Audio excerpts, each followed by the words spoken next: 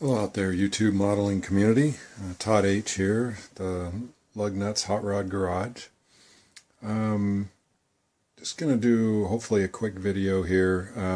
Was talking to Rusty K tonight, and he wanted to see how to use silly putty as kind of a masking element. And I also know that a couple of guys out there use the press and seal, but I don't know, there's something about the silly putty that, again, was making me feel like a kid, and it works pretty good, and he wanted to see how I do that. So I'll show him that, and said I was going to do kind of an updated video of what my shop slash bench looks like.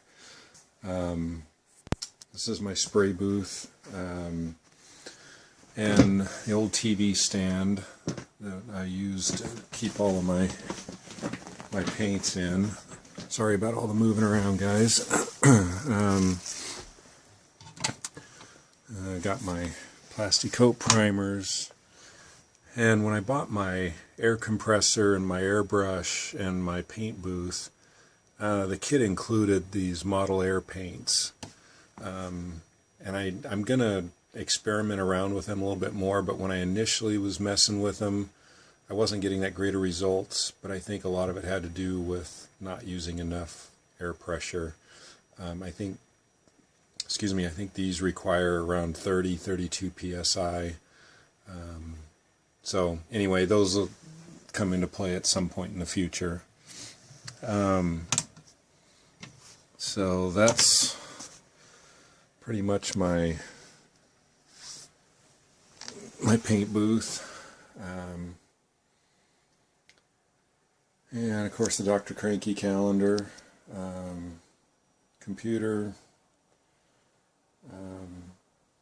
and my work spot where I do most everything. This isn't going to really be much in the way of an update.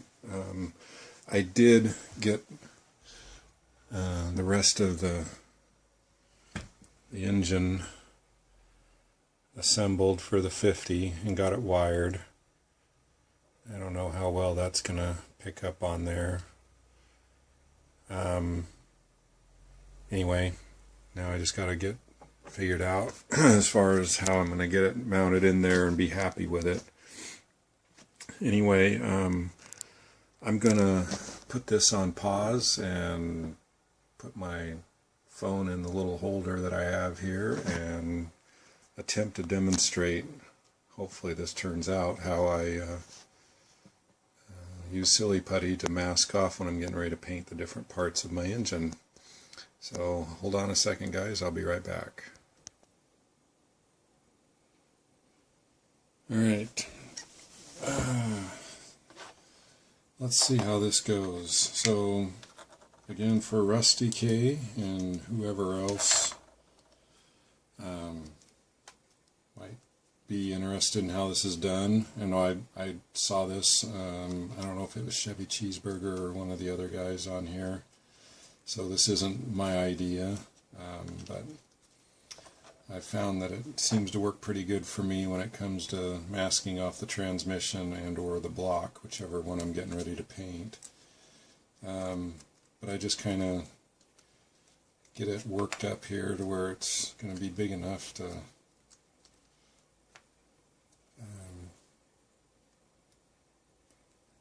go around whatever it is I want to mask. So basically, if I want to paint the transmission, I'm just going to cover up where I don't want the paint to be, which in this case, since I'm painting the transmission, I'll be covering up the engine.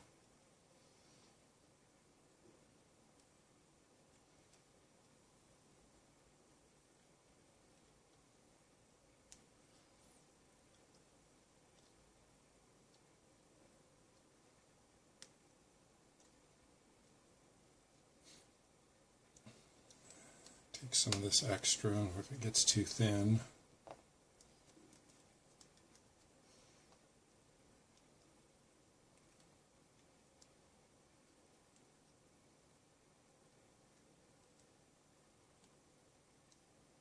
I'm just initially just trying to rough it out. Again, guys, this is, you know, just messing around and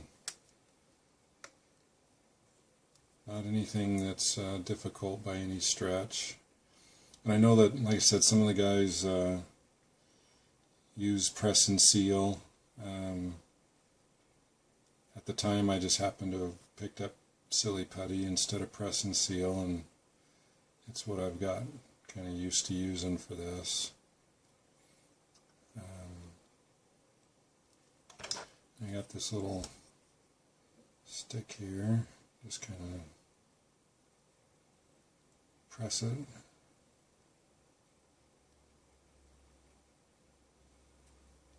Kind of like this.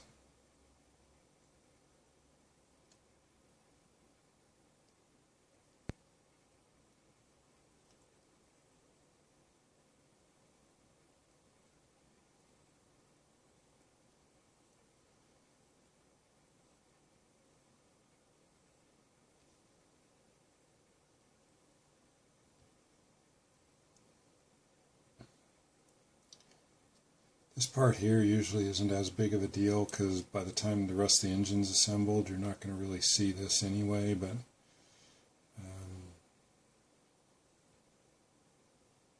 just give you an idea.